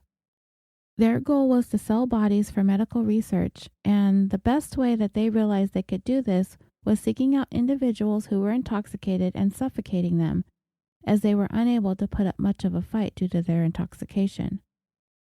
This is what became known as burking, and this is what this medical expert suggested on the stand is what caused those marks on Ted's chest. Now, I'm not a forensic pathologist, but I sure as heck am not believing that somebody sitting on Ted's chest caused the buttons on his shirt to leave those kinds of marks on him. Firstly, these were small, open, if not raw wounds. I would believe this if Ted's buttons were made out of metal and they were red hot and burned these marks into his chest. Secondly, the buttons are usually on the outside of the shirt, and if any type of hard pressure was put on those buttons, they would not be pressed up directly against Ted's chest. Thirdly, these marks were not consistent with the pattern in which buttons are placed on a shirt. These marks were in a small cluster, triangular in formation, not linear, as you would expect buttons to be on a shirt. Later on, it would be suggested that those marks could be attributed to a skin condition Ted had. Now that I believe. Next, Ted had some marks on his wrists. This might speak to the burking thing, but see, in order to do this, you have to have 4 arms and hands, 2 to hold Ted's wrists down, causing those markings, and 2 to smother him with. It's plausible, as we do have 2 suspects in this whole thing, but there may be another explanation as to the marks on his wrists. You see, among the physical evidence found at the scene, investigators discovered gastric fluid on the floor near the entrance of the den that led in a straight line to where Ted's body was eventually discovered. Okay, gastric fluid. That means stomach acids or digestive fluids. What this tells us is Ted was in some capacity expelling the contents of his stomach while he was lying on the floor, and then somehow that fluid was distributed in a linear manner leading from the entrance of the den to where Ted was found. So either Ted dragged his own self across the floor, dragging his face along the ground, all the while expelling stomach bile in a straight line, or he was dragged from point A to point B, leaving that trail in his wake. And how is it he may have been dragged? Perhaps by the wrists? Maybe. And then there's the lividity that had set in on his side and on his back.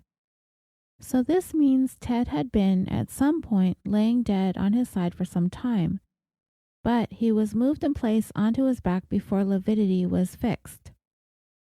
I talked about lividity a couple of episodes ago, and I didn't really want to get too much into it because I made the assumption that most of us here talking about this stuff have a general understanding of what lividity is.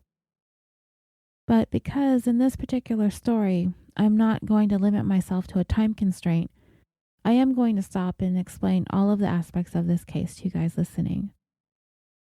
So, lividity. I first heard of this way back when I listened to Serial in discussing the death of Hae-Min Lee. According to exploreforensics.com, lividity is the process by which the body's blood supply will stop moving after the heart has stopped pumping it within the deceased, depending on how much blood is left inside the body and how the person died. The blood will settle via the laws of gravity. This means, for example, if a person is found lying dead on their stomach, blood will pool on the front of their body in response to gravity. It will appear in the form of a dark purple discoloration of that part of the body. So when a body is moved post-mortem, lividity will remain if enough time has passed for it to become fixed. And if a body is moved, it will become apparent to investigators based on the position it's found in and the location of lividity, although evidence of lividity being altered may also be noted if the body is moved within 6 hours of death. So what does this mean for Ted and the condition in which he was found? Well, I'll tell you what it means. It means that he was on his side for a period of time, dead, and lividity had set in. And then he was placed in the position in which he was ultimately found on his back, in which lividity was altered and had set in on his back. And as for rigor mortis being only in his jaw, this is one of the first places rigor sets in the jaw. So this was able to narrow down Ted's time of death, noting that rigor had not extended to his extremities at the time he was attended to by first responders. It was also noted that Ted had a patchy, slightly red discoloration around his mouth and lips. The medical expert that the prosecution called would go on to testify that this could point to the theory that Ted was suffocated, specifically that this could have occurred while the Burking method of suffocation was being applied to Ted's body, and that his mouth was injured in a manner that left these markings around his mouth. But I tend to disagree with these findings too. My first inclination is to think that his lips may have been dried out or chapped, especially during that time of year in Nevada. It's very hot and dry, even into September. I also thought that perhaps with Ted's history of drug use, that maybe those marks were from burns by the way he used heroin, which I'll discuss in a little bit as well. An expert would later on testify on behalf of the defense, and he would discuss some of the markings found on Ted's body during his autopsy, specifically those marks on his chest and the ones around his mouth. That expert even went so far as to say that it was impossible for the red lesions found on Ted's chest to be made by shirt buttons, characterizing them as having oozed with pus and would have been more likely to be from a herpes simplex infection. He also pointed out that those marks could not have been created by any sort of pressure being placed on Ted's body.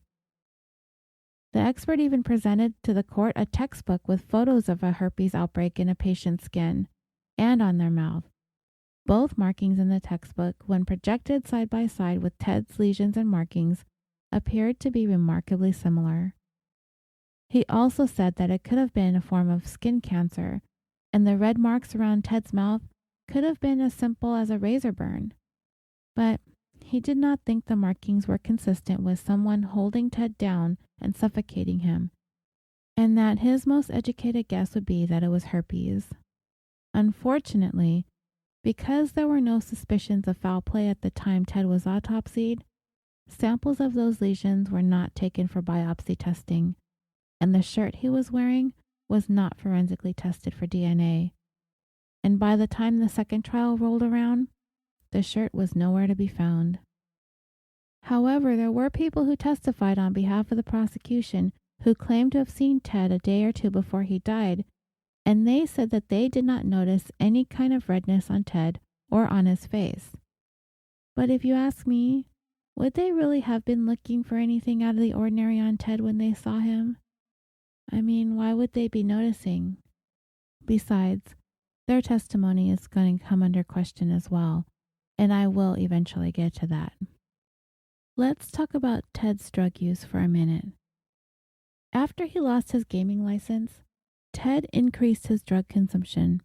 Specifically, he stepped up his use of marijuana, Xanax, and tar heroin, which he smoked. Black tar heroin is typically less expensive than other forms, and the way Ted would smoke it is he would place the dose of heroin on a piece of aluminum foil and hold the lighter underneath it.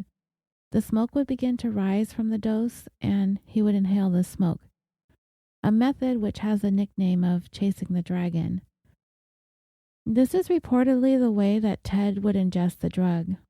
So, when the autopsy revealed that Ted had a large amount of tar heroin and Xanax in his stomach contents, this immediately threw up some red flags. According to anyone who knew Ted and was familiar with the way that he smoked heroin, they said that there was no way that he would swallow the drug in this manner, that he specifically chose the chasing the drug method specifically because it was not that easy to overdose while doing so. According to those close to Ted, he played it safe, that he was careful not to overdose because he was well aware of the dangers of heroin. As a matter of fact, it would be an incredibly inefficient way to try and get high off the stuff, and it would actually be a waste for him to have eaten or drank the heroin in this manner. So what do you guys think about this? Is being careful and playing it safe conducive of being the type of drug addict Ted was? Maybe. I'm not sure, because being a heroin user yet playing it safe out of health concerns seems like a contradiction. I could see that though. It does go against typical human instinct to want to die, and this goes for those abusing drugs as well. So, this began leading investigators down the path of believing that Ted was force-fed a lethal dose of heroin and Xanax, and that the pressure was on for the medical examiner to come up with a manner of death which, in the end, was ruled a homicide. I am not quite sure I buy into this idea that Ted was force-fed the drugs. I just have a hard time picturing him being made to swallow those large amounts of heroin and pills. It's a lot to be force-fed. Is it impossible? No. Nothing's impossible. But I don't think it would be something easy to do. Could he have been convinced or coerced by Sandy? Sure, that could have happened. Whatever the case, I just tend to lean towards the idea that Ted consumed the drugs on his own. But if you were to believe that, then you would have to consider that Ted intentionally took those drugs, perhaps with the intentions of ending his own life. Is it possible that Ted wanted to end his life that day? Yeah, like I said, anything is possible. The truth of that day may never really be known, but the fact remains that Ted's death was eventually ruled a homicide. And for me, reasonable doubt is starting to set in at this point of the story. And I do have another interesting little tidbit to share with you about Rick Tabish. Remember that clandestine vault that he built for Ted in that sleepy town outside of Vegas, Pahrump? The place where Ted had secretly stored millions and millions of dollars worth of silver bullion and coin? Well, guess who got caught digging up the vault with a large tractor at 2 a.m. one day after Ted died? You guessed it, Rick Tabish. A county police lieutenant was on a routine patrol when he happened by a large tractor digging up right at that spot. And nobody is digging with heavy equipment at that hour unless they're up to no good. Ted's body had hardly even gotten cold yet, and there goes Rick Tabish, a couple of associates, and a large truck, right straight to that silver stash. The lieutenant approached the men, and Tabish had the audacity to say, "Is there a problem?" Is there a problem? Yeah, kind of. The officer's partner took a look inside the truck, then turned and looked at his partner and said, "There is a shitload of silver in there." Tavish attempted to convince the officer that he was commissioned by Ted himself, that in the event of his death, he was to immediately retrieve all of the silver and deliver it to his daughter Bonnie straight away, that this was a favor he promised to his friend that he would do for him. Of course, this officer isn't stupid, and he incredulously said to Tavish, "Really? Does the Binion family know that you're out here doing them this favor?" Tavish sheepishly answers, "Well, no, I was going to call them." The officer, reaching for his handcuffs, said, "Of course you were. Of course you were going to call them." He arrested Tavish and charged him with grand larceny. But guess who bailed him out? Yep, Sandy Murphy herself, that little vixen. Once all that happened, once Tavish got caught trying to make away with Ted's fortune in silver, this story exploded all over Las Vegas. And it was and is arguably one of the biggest scandals the desert oasis has ever seen. And Sandy, she was getting busy on her own. The day after Ted died, she, along with her attorney and someone carrying around a video camera, went through the entire house, room by room, as Sandy frantically and angrily documents the inventory of the valuables inside the house that she refers to as mine. That's mine, this is mine, all that's mine. She wanted everything documented in case anyone came into the home and removed anything. You see, Sandy was named in Ted's will, but it's my understanding that she was only to receive the house and maybe a minimal amount of cash. Nothing close to what Ted was actually worth. Also, something very strange happened in this video.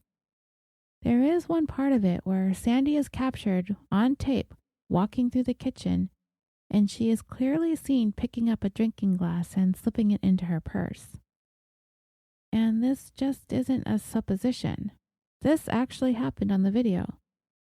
And that glass was never found, and never did Sandy explain herself. It's just another one of those circumstances. I saw portions of the video, and it is clear that Sandy Murphy is a woman razor-focused on money and possessions. And this is in the wake of Ted's death.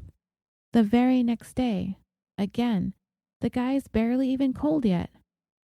You see, it had been reported that Ted became aware of Sandy's indiscretions.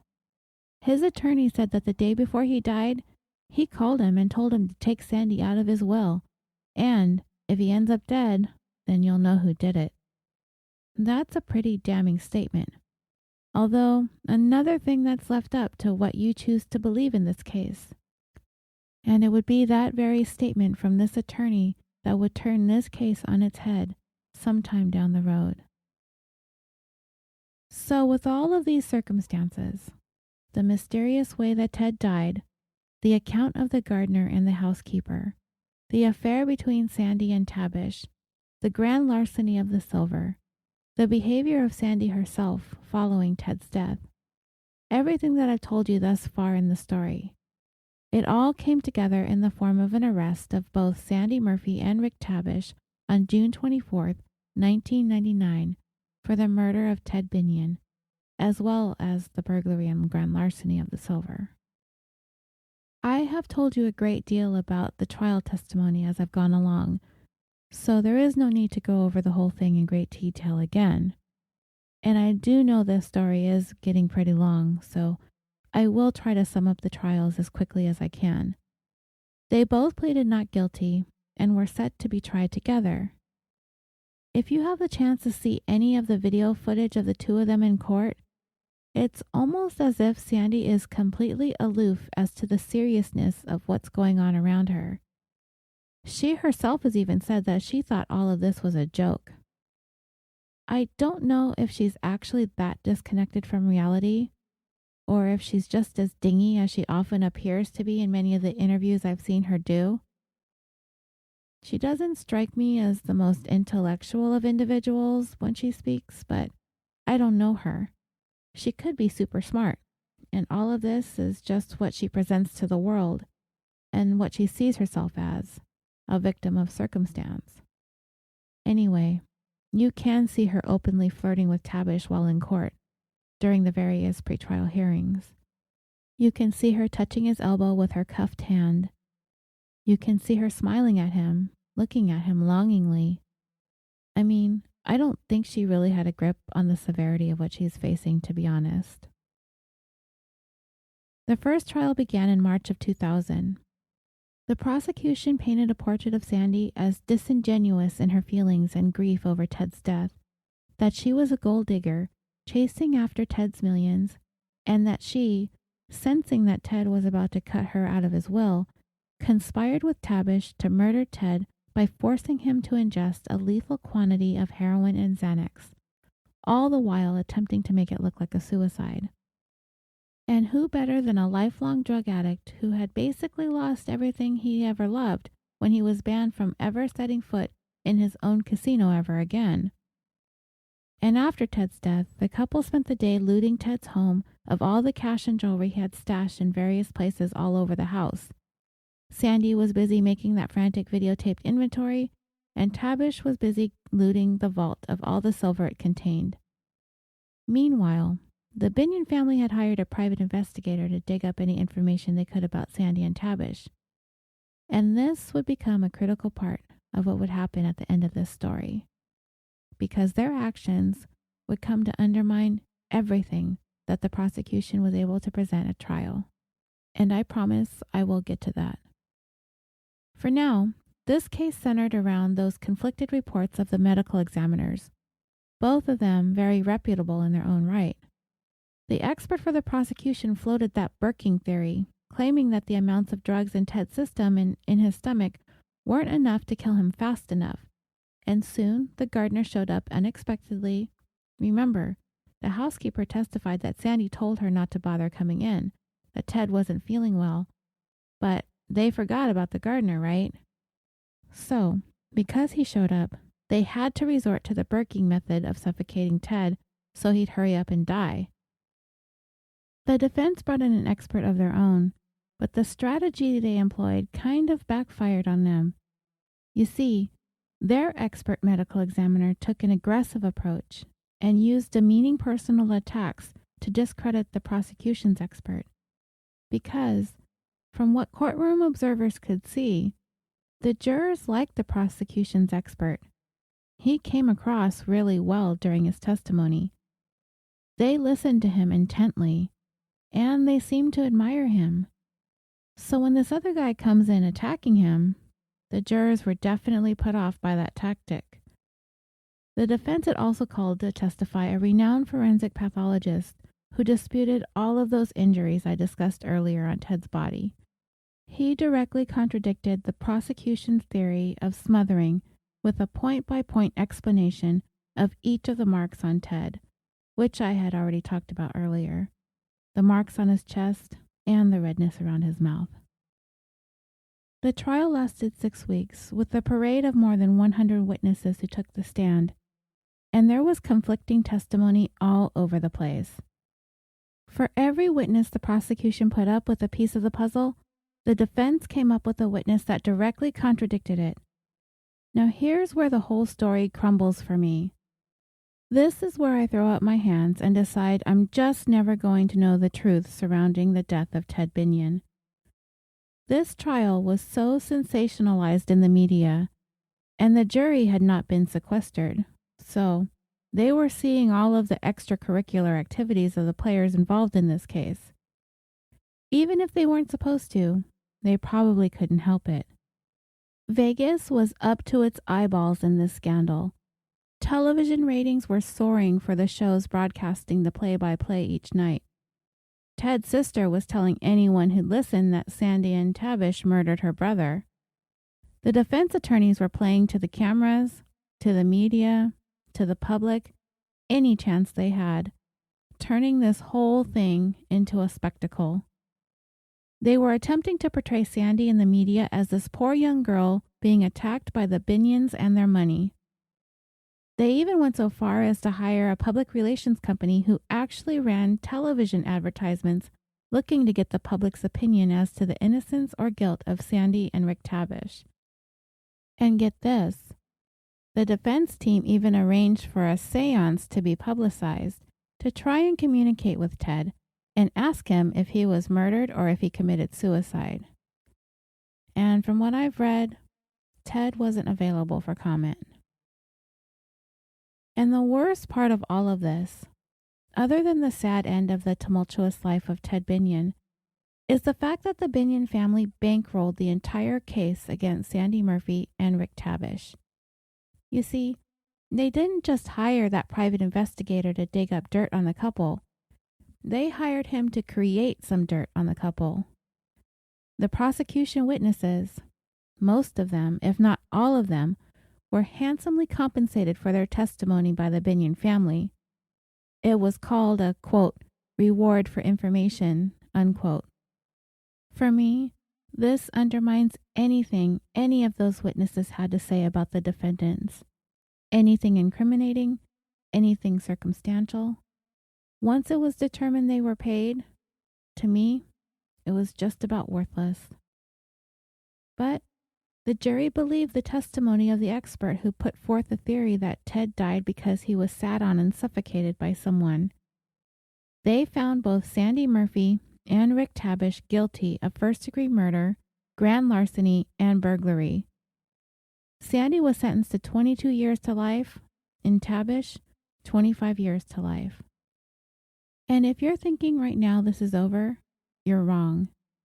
Remember, at the beginning of this, I told you that Sandy is in Laguna Beach, painting pictures, right? A curator of fine art. Well, you are going to come to see that Sandy wasn't just going to go away to jail. Not that easily. Naturally, Sandy and Tabish were going to appeal. They have that right. But it was going to come down to finding just the right attorney to advocate for them this time. While in prison, Sandy reached out to an attorney by the name of Alan Dershowitz. If that name sounds familiar, it should.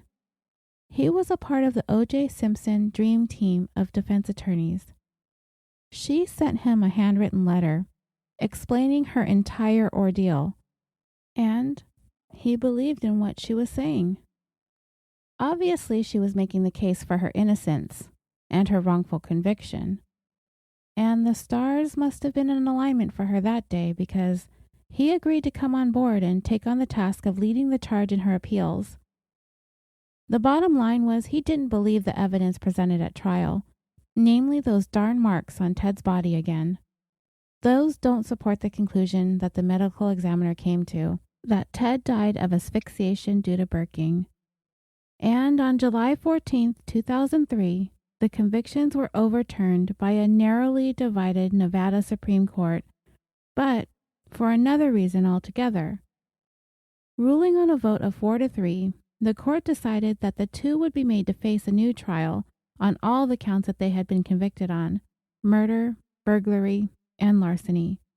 But you see, there was something else going on during the trial that sort of flew under the radar, largely overshadowed by the case against Sandy and Tabish for the murder of Ted. Tabish was also being charged in a separate case for a crime that he'd been accused of: the July 1998 kidnapping, beating, and extortion of a gentleman by the name of Leo Casey.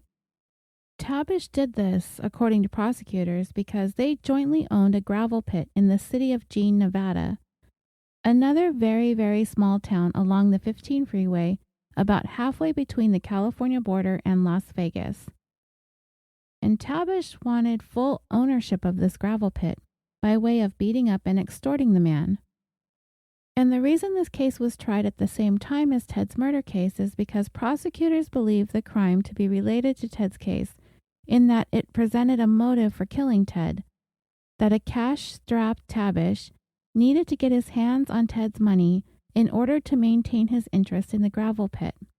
Now, That seems a bit unnecessary to me because I see all kinds of good motives for both Sandy and Tabish to want to see Ted dead. The man was rich, and they were having an affair, and they were greedy. There were millions and millions of motives, if you ask me. But in the Supreme Court's decision, they gave a couple of reasons why the convictions were reversed, and one of them being that the trial judge should have separated the counts against Tabish in the Leo Casey case from the rest of the charges. They also found that the jury was not properly instructed when it came to the testimony from Ted's attorney, that statement I told you about, him having been told to take Sandy out of the will if she doesn't kill me tonight. If I'm dead, you'll know what happened. So fast forward to October 11th, 2004. The retrial for the murder of Ted Binion began, 4 years after their first conviction. But this time around, they had much more animated, much more theatrical attorneys on their sides. And they had an ace up their sleeves. Remember how I mentioned earlier that the Binion family had paid out that reward for information? Well, that was going to come back and bite them in the butt. Other than the changes in attorneys, the cases remain basically the same, except, of course, with the additional suggestion that key witnesses were paid off by the Binion money machine. For example, take the testimony of Sandy's manicurist, Deanna Perry. At the first trial, she testified that while doing Sandy's nails about 3 weeks before Ted's death, that she suggested to her that Ted wasn't going to be around very much longer. At trial number 2, her credibility came under serious scrutiny when she was made to admit on the stand that she'd received a cash payout of $20,000 from the Binion family after her testimony. That so-called reward for information. And this is what I've been alluding to all this time throughout this story, as we encounter each one of the witnesses that had something to say that was damning or cast suspicion upon Sandy and Tabish. For me, the fact that witnesses were paid rewards for information is highly troubling, and this undermines the testimony of anyone and everyone who had something to present at trial that seemingly pointed the finger at the couple as having been complicit in killing Ted. All of it, in light of these so-called rewards, and I mean, let's call them what they are, what they really are, bribes. Anything that these witnesses had to say turns into useless rubbish.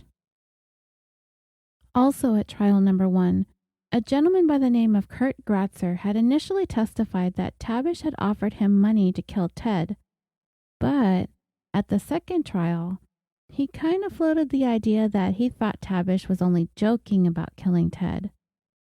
That really doesn't move me as much as the manicurist being paid off for what she had said. If Rick had offered Gratzer money to kill Ted, and then sort of laughed it off as a joke, I could easily see that this was Tabish putting his feelers out there to see what kind of reaction he was going to get from Gratzer, all the while being dead serious about wanting to pay someone to kill Ted.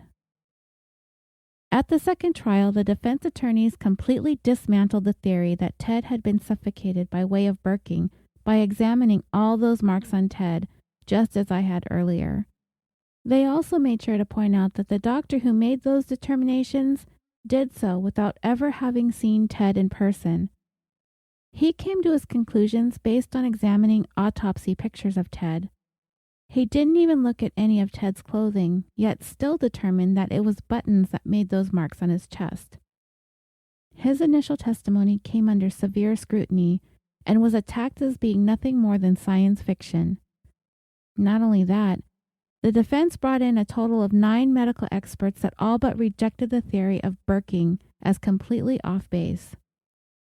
So, this has me wondering, was the medical expert who put forth the idea of burking another person who found themselves on the Binion family payroll? I couldn't find anything definitive that indicated that, but the fact is he was not the forensic pathologist who performed Ted's autopsy. He never saw Ted. Could he have been given Ted's postmortem photos along with a big wad of cash to invent that story? To paint a picture of the murder of Ted? Sure, he could have, Experts get compensated all the time. Look at the O.J. Simpson case. Those experts were bought and paid for by the defendant himself. Pay anyone enough money, and you can basically get them to say anything, even at the cost of their own reputation and character. And obviously the Binion family is not above going to any means necessary to make the case for murder against Sandy Murphy and Rick Tabish. And in the end, all of it backfired on the Binions. On November 23, 2004, 2 days before Thanksgiving that year, and after 18 hours of deliberations, the jury found both defendants not guilty of murder, but they were found guilty of conspiracy and guilty of burglary and larceny. Sandy was connected to the digging up of the silver because while Tabish was out there doing that, phone records indicated that the two spoke at least 3 times, and they figured her in as a part of the whole thing. So, acquitted of murder, and some years served under her belt, it was time for Sandy to finally leave Las Vegas and all of that wreckage behind. What ended up happening to the players in all of this? Let's start with the Binions. The patriarch of it all, Benny Binion, died of heart failure on Christmas Day in 1989. He was 85 years old. His wife, Teddy Jane, died 5 years after her husband in 1994. The couple had 5 children in this order: Barbara, Jack, Brenda, Ted, and Becky. Barbara Binion Fexer went on to have 3 sons of her own. However, she, like her brother would 15 years later, died of an overdose which was ruled an apparent suicide. She was 49 years old. Jack Binion turned 81 this past February.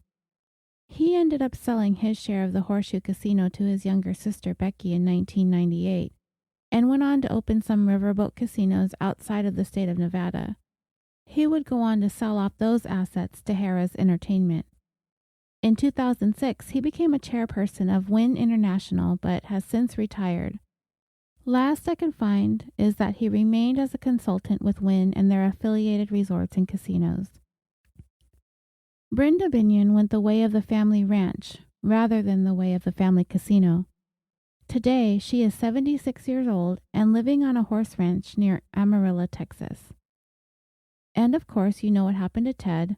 He died September 17, 1998, in his home. He was 55 years old.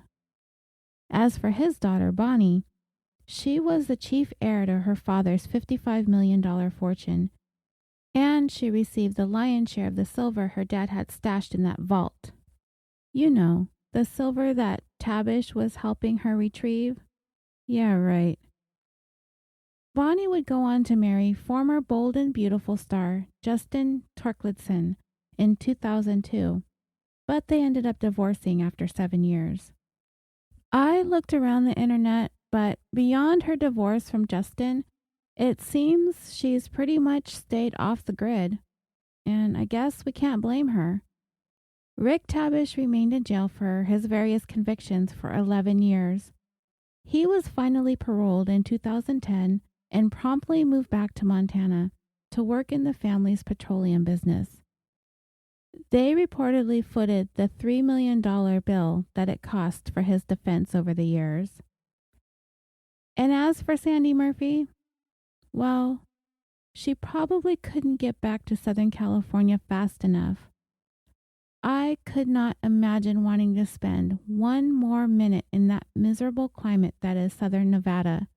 And that's just on a regular day. It's got to be horrendous in jail when summer temperatures soar well above 110 degrees Fahrenheit or 43 degrees Celsius every day for days on end.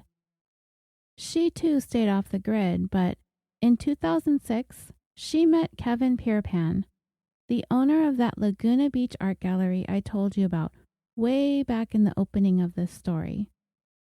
They married in 2009, and as far as I can see, all is well in the life and times of Sandy Murphy, once the most notorious femme fatale Sin City had ever seen. Incidentally, Sandy's defense was completely and fully bankrolled by some wealthy octogenarian benefactor by the name of William Fuller, a mining executive who would not say much more than that he was a good Samaritan. The nature of their relationship beyond that has never really been defined or explained.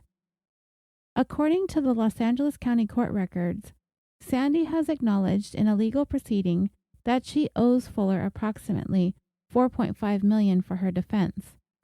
He paid for her bail, and then he paid for a parade of high-priced legal representatives for Sandy, who ultimately successfully defended her against the murder charges. The document Sandy signed was basically just a promise to pay Fuller the $4.5 million at an annual interest rate of 8%. And from what I could see, the court proceedings were not contentious, and the two continued to be cordial. I guess it was just a formality for Fuller to perhaps maybe someday be repaid the money he spent on Sandy. And what of the world-famous Binion's horseshoe? Well, it ended up in the hands of Becky Binion, the youngest of Benny's children. However, it seems that the takeover wasn't a friendly one, as she apparently bought out Jack's share of the business, and there was apparently no love lost between the two. And Becky alone would be at the helm as the 52-year-long Binion ownership of the horseshoe came to an abrupt end when federal marshals shut it down at the beginning of 2004. You see, the casino owed more than $3 million in health insurance benefits and pensions for approximately 400 unionized workers. 3 days after its doors were shuttered, Becky Binion sold the horseshoe and the World Series of Poker to Heir's Entertainment for $50 million, and more than half of its worth was drowning in debt. And with that, the Binions have not a hand in the horseshoe, which, to this day, still has their name flashing in lights on the side of the legendary building, Binion's Gambling Hall and Casino. It's a testament to classic Vegas, still very much part of the old guard of what Vegas once was, the town that Benny Binion came to, loved, and never left. And that brings this 40th episode to a close. Thank you so much for listening to this all the way through. I really, really love telling you this story, and I hope you enjoyed it as well. Please join us on the Facebook discussion page and look for Darren's post that will go up soon after episode 40 goes live. Also, don't forget to follow me on Twitter and on Instagram, where I will be posting pictures related to each week's story. California Dreaming is proudly a part of the Orbital Jigsaw Network of podcasts. We have joined forces with an amazing group of shows and hosts to bring you a variety of shows across several different genres, including The Concession Stand, Busted Wide Open, Super Nerds UK, The Dirty Bits, Historium, Is This Adulting, 41 Owned, Film Roast, and we have 2 new additions to our podcasting family, Vox Arcana, the Dungeons and Dragons podcast, and the Orbital Jigsaw Podience. I've been asking you to check out the Facebook page. Well, now it's going to be a podcast too. The founder and CEO of Orbital Jigsaw is bringing a show specifically to podcasters or aspiring podcasters, with interviews with some of the top vendors and developers in podcasting, inside scoops, behind the scenes information, why things happen the way that they happen, insider tips, and how to best make your show a success. Listen to the introductory episode now, especially if you are a host or thinking about becoming one, at www.orbitaljigsaw.com and click on the link on the homepage. And before we go, I have a couple of promos I would like to play for you from 2 shows that I think you might be interested in if you are enjoying true crime podcasts, just like I do. Strictly Homicide, a show hosted by my dear friend Nikki T, and Murder Was the Case. Take a listen. Hey y'all, Nikki T here to tell you about my new Arkansas-focused true crime podcast. I'll be covering lesser-known cases out of the natural state, so join me on Mondays for all new episodes. You can find Strictly Homicide Podcast on most podcatchers, including iTunes, Podbean, Google Play, Stitcher, and more. Follow us on Facebook, Instagram, and Patreon by searching for Strictly Homicide Podcast, and on Twitter at Strictly HMICIDE. Y'all stay safe. Let's skip the foreplay. Murder. You want to talk about it. Hear about all kinds of nasty things. Sex. Torture. Madness. Dismemberment. And why? More than anything, you want to know why. Well, dear listener, you ain't never had a friend like me. Tune in to Murder Was the Case, featuring author and investigative criminologist Lee Meller. Sometimes solo, often with guests, always horrifically entertaining. Listen to Murder Was the Case on iTunes, Google Play, or go to murderwasthecase.podbean.com. It's gonna be sick.